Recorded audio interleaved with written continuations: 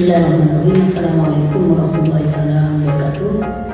Perkenalkan, nama saya Muhammad Tubi Heriandi, SPDI LPD NIDN 0790790302.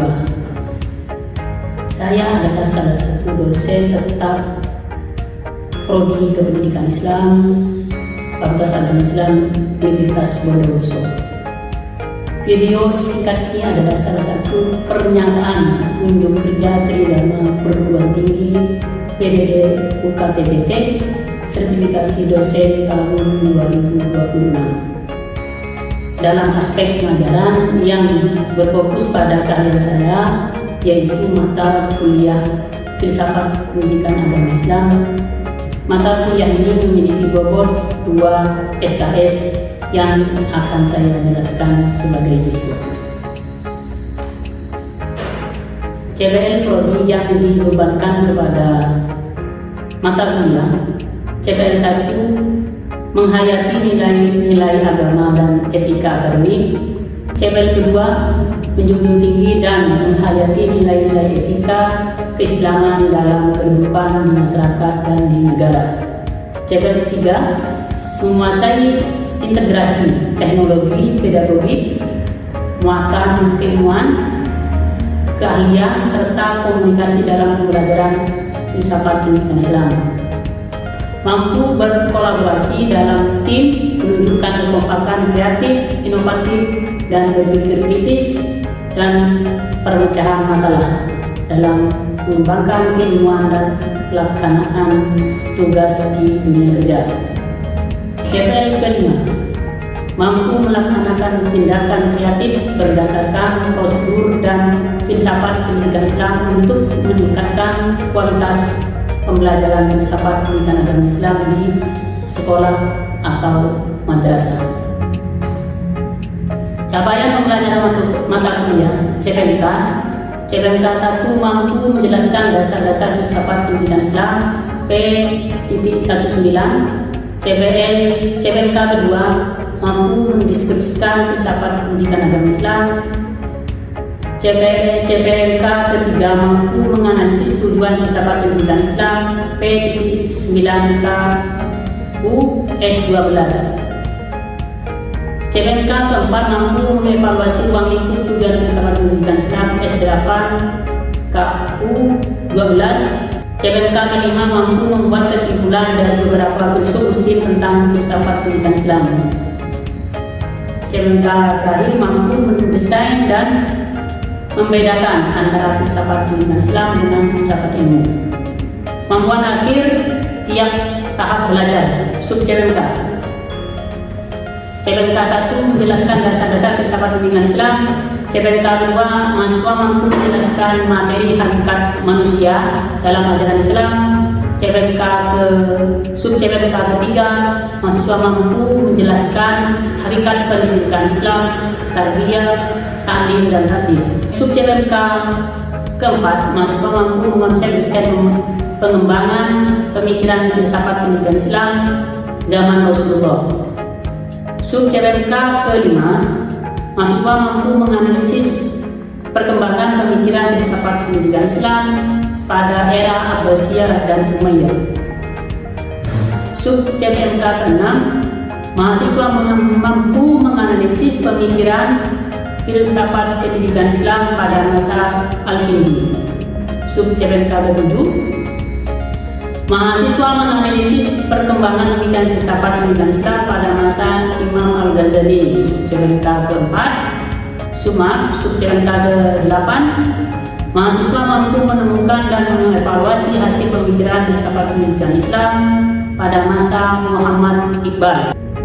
Sub CPNK 9, mahasiswa mampu mengevaluasi hasil pemikiran filsafat pendidikan Islam pada zaman Ibnu Sina. Sub CPNK ke-11, mahasiswa mampu menemukan lembaga pendidikan Islam yang ada di Indonesia. Adapun poin-poin materi yang diajarkan sebagai berikut. 1. Dasar tujuan filsafat pendidikan Islam. 1 kali tatap muka. 2. Hakikat manusia dalam ajaran Islam. 1 kali tatap muka. 3. Hakikat pendidikan Islam 1 kali tatap muka. Yang keempat, perkembangan pemikiran filsafat pendidikan Islam zaman Rasulullah 1 kali tatap muka. Perkembangan pemikiran filsafat pendidikan Islam era Abbasiyah dan Umayyah 3 kali tatap muka. Pertemuan ke-8 adalah UTS. Poin ke-6 merupakan pertemuan ke-9 menjelaskan perkembangan pemikiran filsafat pendidikan Islam pada masa Al-Kindi, dilakukan 1 kali tatap muka. 7. Pada pertemuan ke-10 menjelaskan perkembangan pemikiran filsafat pendidikan Islam pada waktu Imam Al-Ghazali. Poin ke-8 merupakan pertemuan ke-9 berisikan perkembangan pemikiran filsafat pendidikan Islam pada masa Muhammad Iqbal. Dilanjutkan poin ke-9 pada pertemuan ke-12 tentang perkembangan pemikiran filsafat pendidikan Islam pada masa Ibnu Sina. 10. Poin ini menjelaskan perkembangan pemikiran filsafat pendidikan Islam pada masa sahabat 1 kali tatap muka, yang merupakan pertemuan ke-13. Poin ke-11, lembaga pendidikan Islam di Indonesia dilaksanakan 2 kali tatap muka, yang merupakan pertemuan ke-14 dan 15. Selanjutnya, ujian akhir semester. Adapun metode pembelajaran yang digunakan, pertama adalah ceramah, yang kedua adalah cooperative learning jigsaw, ketiga cooperative learning. Tugas mahasiswa membaca FS serta menanyakan terkait perkuliahan filsafat pendidikan Islam selama 1 semester ke depan. Media pembelajaran yang digunakan adalah Google Scholar, e-book, video pembelajaran, PPT, dan artikel jurnal ilmiah. Adapun penilaian asesmen meliputi UAS 40%, teknik penilaian tertulis, berisikan esai dan multiple choice, UTS 20%, berisi esai dan multiple choice, dan 40% adalah tugas kelompok, diskusi, tanya jawab, dan presentasi. Instrumen ini juga menggunakan instrumen penilaian publik untuk penilaian proses. Mari kita simak petikan video pembelajaran dalam pertemuan ketiga. Permisi, Assalamualaikum. Waalaikumsalam. Sekarang ada ujian aja nih. Kenapa ya? Bismillahirrahmanirrahim. Assalamualaikum warahmatullahi wabarakatuh. Waalaikumsalam warahmatullahi wabarakatuh. Gimana kabarnya? Alhamdulillah. Baik, teman-teman mahasiswa, sebelum kita mulai materi kita terkait mata kuliah filsafat pendidikan Islam yang ketiga, pertemuan ketiga, mari kita berdoa terlebih dahulu. Mohon diperhatikan ketika berdoa harus benar-benar konsentrasi, karena sebenarnya puncaknya agama itu adalah doa. Bagaimana caranya kita supaya konsentrasi berdoa biar kita bisa nyambung dengan Sang Pencipta, gak kemana-mana pikirannya, ingat orang tua. Ya, saya akan bimbing doanya nanti ketika dimulai mengikuti saya ya. Sebelum itu silakan pejamkan mata dulu, ingat, bayangkan orang tuanya. Bersama-sama, Bismillahirrahmanirrahim. Allahumma inni a'udzubika an adilla au udalla au azilla au udalla au adlima au udlama au ajhala au yujhala alayya. Allahumma aftah alaina abwaabal ilmi wa yassir lana bil fahmi wa hassin ahlakana bil ilmi. Wassallallahu ala sayyidina Muhammadin wa ala alihi wa sahbihi wa sallam. Al-Fatihah.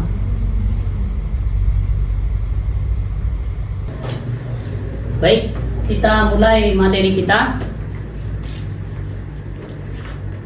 pertemuan minggu kemarin adalah hakikat masih ingat kan? Iya. Hakikat manusia. Berarti manusia itu adalah khalifah di muka bumi. Khalifah di muka bumi. Sekarang kita sampai kepada hakikat pendidikan Islam. Apa sih hakikat pendidikan Islam itu? Mari kita bahas bersama-sama ya. Hakikat pendidikan Islam secara umum konsep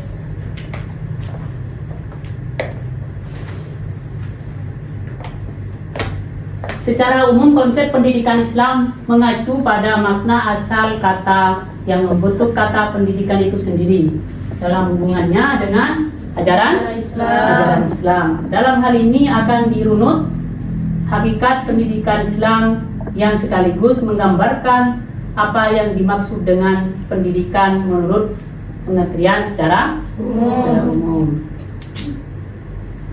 Setidaknya ada 3 istilah lazim yang digunakan dalam pendidikan Islam, yaitu konsep 3T.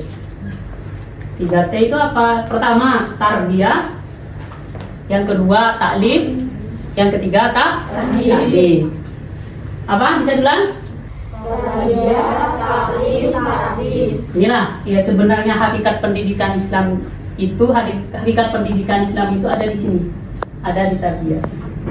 Sebelum itu kita akan bahas bersama apa itu tarbiyah, apa itu taklim, apa itu taklim. Sekarang tugasnya mahasiswa membentuk kelompok seperti pertemuan yang sebelumnya itu. Bentuk kelompok hitungan 1, 2, 3 sampai 5 jadi kelompok 1. 1, 2, 3 berikutnya sampai 5 jadi kelompok 2.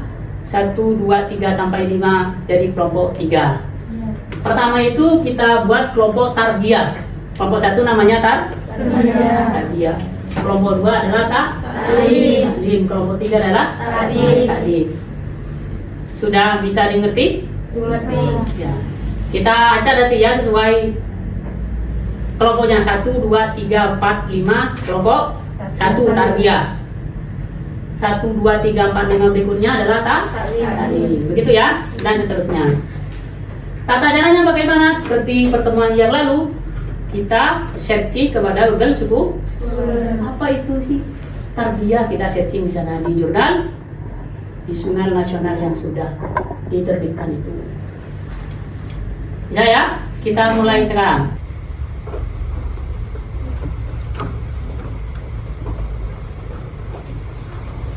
Membentuk lingkaran lagi seperti pertemuan yang lalu.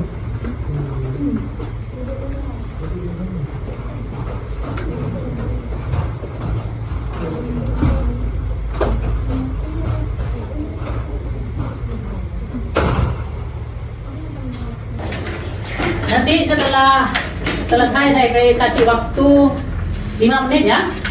Saya kasih waktu 5 menit untuk searching di Google Scholar. Setelah itu kalian akan maju ke depan. Sebelum itu, karena metodenya kita adalah cooperative learning jigsaw, berarti kalian kelompok yang ini akan belajar ke kelompok tarbiyah, tarbiyah belajar ke taklim, taklim belajar ke paham ya? Seperti pertemuan yang lalu. Bisa dimulai. Ayo tukar. Silakan utus dari kelompoknya ke kelompok yang lain. Untuk mempelajari materi yang sudah ditentukan dalam kelompok itu.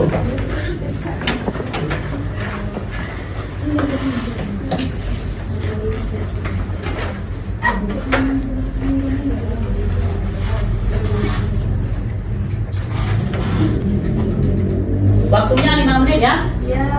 Waktunya 5 menit.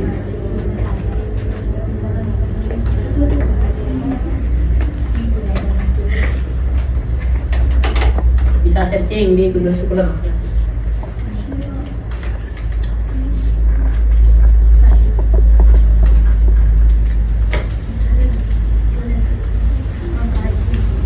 Atau bisa menggunakan referensi yang ini, bisa juga.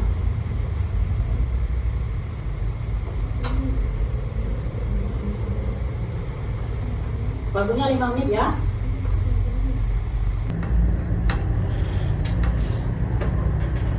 Ayo, waktunya sudah habis, kembali ke barisan semula karena tempat ini adalah agak sempit, berbeda dengan pertemuan yang sebelumnya ada di ruang Soekarno yang agak luas. Sekarang ruang itu dipakai. Ya. Silakan kembali ke baris semula.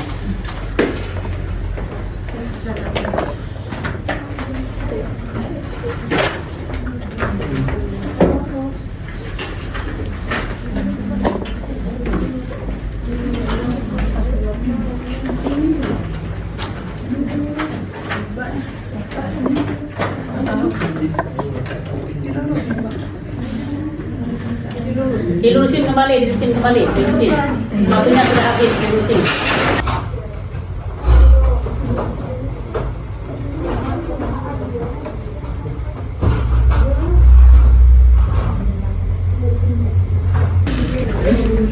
Kalau sudah, silakan maju ke depan. Mulai dari kelompok 1. Ini kelompok 1 ya, tarbiyah. Silakan untuk mempresentasikan. Waktunya 2 menit, singkat saja. Baik, Assalamualaikum warahmatullahi wabarakatuh. Waalaikumsalam warahmatullahi wabarakatuh. Baik, tepuk tangan dulu. Yang kami hormati kepada dosen pengampu Bapak Muhammad Tubi Haryadi, SPD MPD, mata kuliah Filsafat Islam, dan teman-teman sekalian yang sudah hadir untuk mendengarkan presentasi dari kami. Baik, langsung saja materi akan disampaikan oleh teman-teman saya.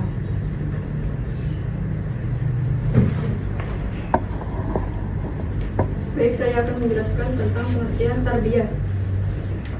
Dalam konteks pendidikan Islam, tarbiyah secara etimologis berasal dari kata kerja rabba yurabbi, yang berarti memelihara, merawat, mendidik, membesarkan, atau menumbuhkan. Secara terminologis, tarbiyah merujuk pada proses pembinaan dan yang berkelanjutan untuk mengembangkan potensi jasmani, akal, dan rohani seseorang secara bertahap menuju kesempurnaan dan kemandirian. Mungkin hanya itu saja yang bisa saya jelaskan. Mungkin ada yang mau bertanya. Silakan buka pertanyaan dulu.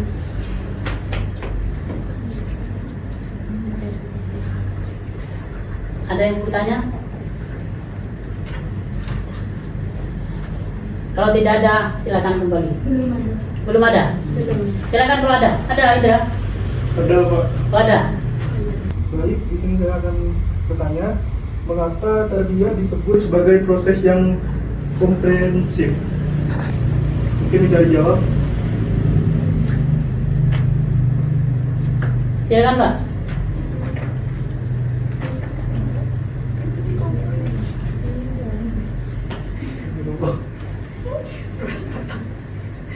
Tarbiyah disebut sebagai proses yang komprehensif karena tidak hanya berfokus pada pemberian ilmu pengetahuan, tetapi juga mencakup pembinaan seluruh aspek kehidupan manusia.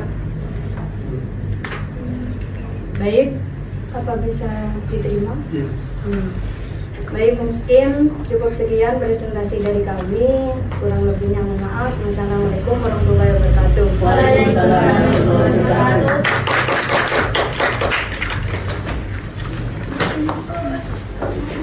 Saya kira cukup ya.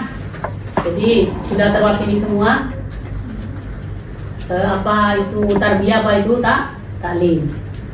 Silakan kelompok taklim maju. Singkat saja. Taklim. Singkat, intinya saja. Baik, Assalamualaikum warahmatullahi wabarakatuh. Waalaikumsalam. Alhamdulillah, pada kesempatan ini kita akan mempresentasikan yaitu tentang taklim.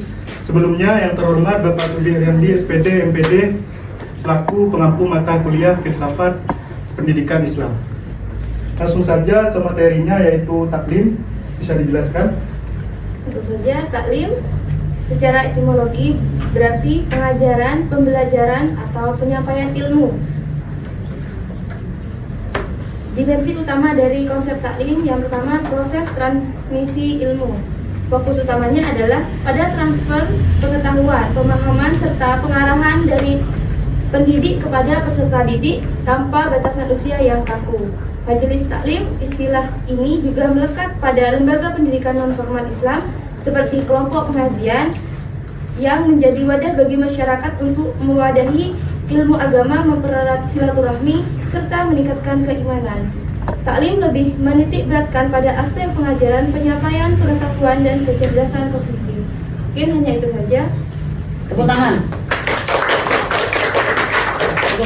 Mungkin ada yang mau bertanya, mungkin ada yang belum jelas, bisa ditanyakan.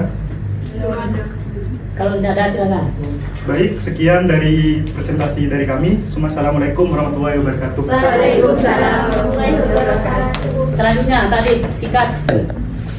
Baik, assalamualaikum warahmatullahi taala wabarakatuh. Waalaikumsalam warahmatullahi wabarakatuh. Kami dari kelompok 3 akan menjelaskan tentang takdib.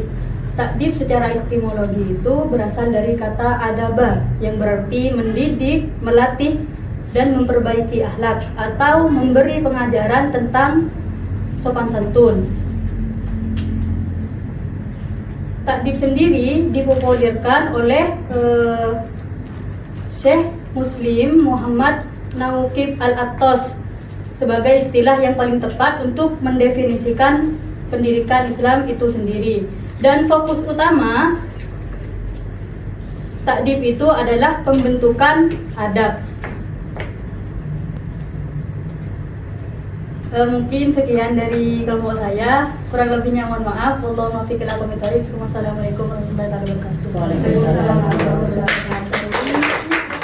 Kata yu'allimu sebagai bentuk kata taklim dalam ayat di atas adalah memiliki makna yang bersifat universal, yakni telah mencakup seluruh aspek-aspek pendidik Islam, kognitif, afektif, dan psikomotorik. Sebab ketika Rasulullah mengajarkan kitab suci Al-Quran kepada kaum muslimin, Rasulullah SAW selaku muallim, guru, tidak hanya sekedar mengajarkan umat muslim untuk pandai membaca, menulis atau menghafal Al-Quran saja, melainkan beliau juga menjelaskan isi kandungan Al-Quran melalui penghayatan, perbandingan, dan teladan yang berisi pemahaman, pengertian, tanggung jawab, dan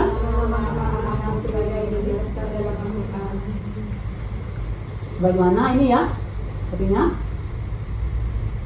menyempurnakan nikmat kami kepadamu, kami telah mengutus kepada Rasul di antara kamu yang membaca ayat-ayat kami kepada kamu dan kesucian kamu dan mengajarkan kepada kamu al-kitab, yang ya al-hikam, yaitu al-hikmah, hadis, serta mengajarkan kepada kamu apa yang belum kamu ketahui. Ya, taklim ya. Menurut Imam Az-Zarnuji ini ya, pengarang kitab Taklim, menjelaskan pula bahwa menuntut ilmu tidak akan memperoleh kesuksesan, tidak akan memperoleh, kita lanjut ke sini, tidak akan memperoleh kesuksesan ilmu, dan tidak pula ilmunya dapat bermanfaat selain jika mau mengagungkan ilmu. Artinya apa? Kalau kita kepada pemilik ilmu tidak hormat, maka akan sulit ya. Selanjutnya adalah takdib. Takdib secara etimologi berasal dari kata adaba, dan masdarnya adalah takdib yang berarti memberi adab, sebagaimana yang disampaikan oleh Profesor Sayyid Muhammad Al-Maliki yang mengatakan bahwa al-akhlaqu qabla ilmi, akhlak itu lebih diutamakan daripada ilmu. Ya, ilmu seperti pepatah Madura yang mengatakan ilmu ningil tak temu katanya. Artinya apa? Kita harus itu memperhatikan kecil maupun besar, selalu muhasabah, karena tidak semuanya membaca itu harus membaca ayat setiap Quran saja. Iqra, membaca kan, membaca pikiran, membaca karakter temannya, membaca lingkungan, itu ya. Ada pertanyaan? Ya, saya kasih pertanyaan ya, kalau tidak ada.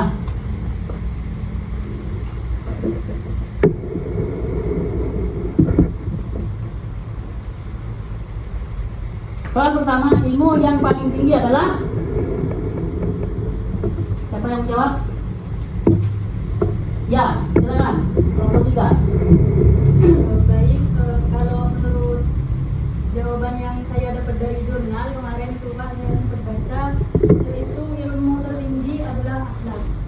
Berarti sesuai dengan bagus. Tepuk tangan untuk semua. Kelompok 3. Selanjutnya, pertanyaan kedua, apakah seseorang itu harus menghormati yang memiliki ilmu?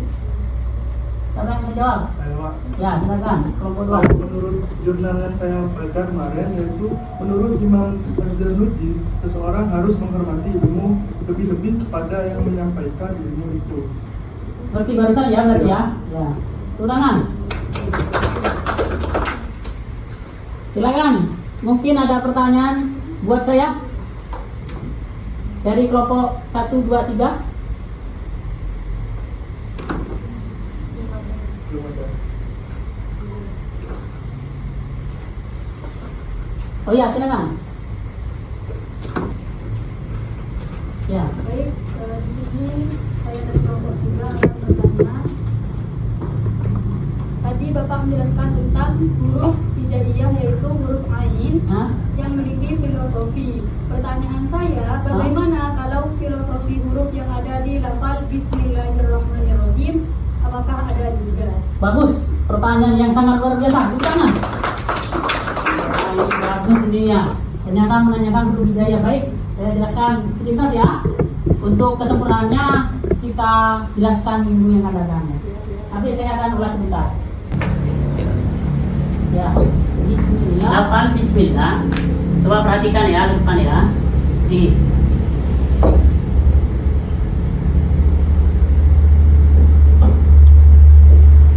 Bismillah. Lafal Bismillah ini mengandung makna yang sangat dalam. Artinya apa? Sembilan ala itu bagian belajar kata bahasa Arab. Ini memerintahkan untuk di bawah semua. Apa maknanya? Seseorang kalau berilmu pasti merendah. Kalau tidak merendah berarti sampai di tadi itu, sampai di akhir. Hanya di sini belum sampai ke belum tahu tujuan pendidikan itu sebenarnya. Bahwa pendidikan itu adalah untuk mengenal Tuhan, mengenal Allah. Tidak ada pelajaran yang tidak baik. Yang tidak baik itu adalah niatnya saja. Jadi ya perhatikan ini Bismillah ini ba. Ini kan pemerintah ini huruf harus kasroh semuanya. Ini ba. Ini Bismillah. Ini sin itu apa? Sinnya apa? Sinnya itu ada ala toha ala ya. Ya sinnya sin itu namanya siapa? Berarti apa? Sin itu adalah menunjukkan sifat Rasulullah. Ini adalah marifat. Ketika kita merendah akan memiliki kemampuan sama dengan yang terkenal Rasul. Baru kita marifat melihat yang namanya tadi. Oke ya? Itu ya? Bagus pertanyaannya kelompok 3, pertanyaan. Untuk berikutnya kita berjumpa lagi di pertemuan yang keempat. Ingat tugasnya teman-teman adalah mereview jurnal yang sudah dipresentasikan tadi. Kita review. Ya, paham ya? Direview ulang. Sekian dari saya. Mudah-mudahan apa yang kita pelajari membawa manfaat dan berkah. Amin. Dan menjadikan kita menjadi orang yang mendekatkan diri kepada Allah Subhanahu wa taala. Jadi assalamualaikum warahmatullahi wabarakatuh. Waalaikumsalam warahmatullahi wabarakatuh.